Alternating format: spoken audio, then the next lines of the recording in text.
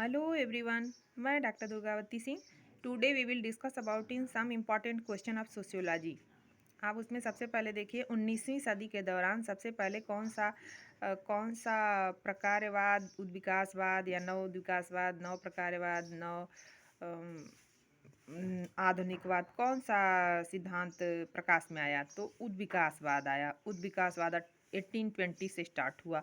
और दूसरा क्वेश्चन है, वर्ग निर्माण किस आधार पर होता है? तो समान हितों के आधार पे। जैसे लेबर का है, उनकी सैलरी नहीं बढ़ रही है तो सारे लोग मिलके और अपना धरना प्रदर्शन, हड़ताल, तालेबंदी, नारेबाजी ये सब करते हैं, तो उन लोगों का हित एक समान होता है, इसलिए उनका एक वर्ग बन जाता है, लेबर वर्ग। और इसी तरह से अगर पूंजीपति हैं तो उनका एक वर्ग बन जाता है, वो आपस में एक दूसरे से कितना कंट्रीब्यूशन और प्रेम सहयोग करते हैं। तो समान हितों के आधार पर वर्ग निर्माण होता है। सहसंबंध अंतर्विधि का प्रतिपादन किसने किया था? तो इमाइल दुर्खीम ने किया था। डेथ कल्चर और रिस्क सोसाइटी, इन दोनों कॉन्सेप्ट को दिया था हमारे यू बैक यानी कि उलरिच बेक महोदय ने। और लुंडबर्ग ने वैज्ञानिक पद्धति के कितने चरण बताए हैं? तो उन्होंने वैज्ञानिक पद्धति के कुल 4 चरणों का उल्लेख किया है।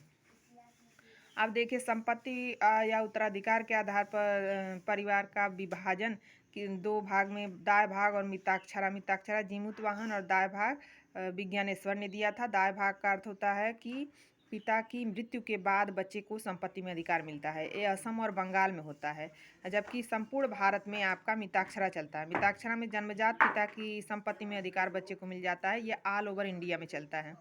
जाति श्रेणी क्रम के आधार पर विभाजन किसने किया था? हायरार्की के आधार पर एलएफ ड्यूमा ने।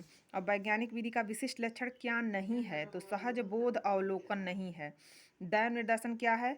यह सभी का प्रतिनिधित्व करने का काम करता है। रियो 19.2 क्या है? प्रोत्साहन योग्य विकास, इंग्लिश में इसको सस्टेनेबल डेवलपमेंट कहते हैं। अब देखिए, एक डेफिनीशन है पीबी यंग महोदय की वैयक्तिक अध्ययन विधि के केस स्टडी की। इन्होंने कहा है कि वैयक्तिक अध्ययन विधि सामाजिक इकाई, चाहे वह एक व्यक्ति, परिवार, संस्था, सामाजिक वर्ग अथवा समस्त जाति के जीवन का अनुसंधान तथा उसकी विवेचना करने को कहते हैं। इसका उद्देश्य उन तथ्यों का निश्चय करना होता है जो इकाइयों के जटिल व्यवहार अथवा समूह के व्यवहार विधि का इकाई अपने समूह के संबंधों को स्पष्ट करते हैं। ये पीबी यंग महोदय ने कहा है। अब इस बार के हायर एजुकेशन असिस्टेंट प्रोफेसर में ज़्यादातर क्वेश्चन 15 से ज़्यादा डेफिनीशन पूछी गई थी। अभी जो मैं ये दिखा रही हूँ आपको, ये 2019 का 13 नवंबर का हुआ था एग्जाम, उसका है। सामाजिक संरचनाक तत्व क्या नहीं है? उप संस्कृत नहीं है, सब कल्चर नहीं है। निम्नलिखित में से तथ्य संकलन का प्राथमिक स्रोत क्या है? उत्तरदाताओं से सीधा साक्षात्कार।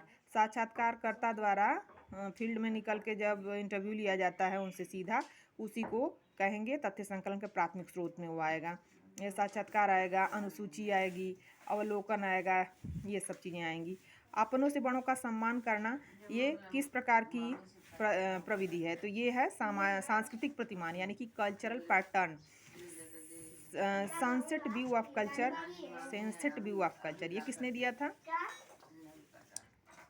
संस्कृति का अनुभूतिपूर्ण दृष्टिकोण, ये किसने दिया था? ये दिया था आपके सोरोकिन महोदय ने। नौकरशाही पर वेबर के विचारों को कौन असत्य मानता है? असंबद्धता में वृद्धि यानी कि ग्रोथ इन डिसइंचेंटमेंट। लोम्ब्रोसो ने अपराधी का जो वर्गीकरण दिया था उसमें क्या नहीं है? तो अपराधी के वर्गीकरण में उसमें कामुक अपराधी है, पागल अपराधी है और सब है, पेशेवर अपराधी नहीं है। और कुल प्रजनन दर को परिकलित करने के लिए निम्नलिखित में से कौन से आंकड़ों का समूह आवश्यक है? तो जन्म आवश्यक है, आयु समूह के अनुसार महिला की जनसंख्या आवश्यक है। यजमानी संबंधों पर सबसे ज़्यादा किसने लिखा था? और सबसे पहले WH वाइजर ने लिखा था। मनरेगा कब शुरू किया गया था? योजना 2 फरवरी 2006 में।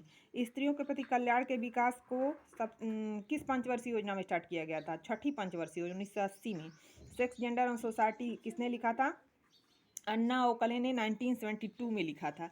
अब देखिए, कुछ रिसर्च से रिलेटेड पुस्तकें हैं, किस राइटर की हैं, वो मैचिंग करने के आया था। और 3-4 इसमें दिया हुआ है। Scientific social survey and research PB Young महोदय की है। और design of social research RL Ackoff की है। जबकि मैथड्स इन सोशल रिसर्च गुडे और हार्ट की है। Elements of social research RLL विडने की है। और इसके अलावा सहभागी अवलोकन पद्धति का प्रयोग किसने किया था? तो मालिनोवस्की ने किया था। ट्रोबियांडा द्वीपवासियों का अध्ययन करते हुए किया था। और आज के लिए इतना ही बच्चों। अगर आपको पसंद आया तो लाइक, शेयर और सब्सक्राइब कीजिए। That's all. Thank you very much.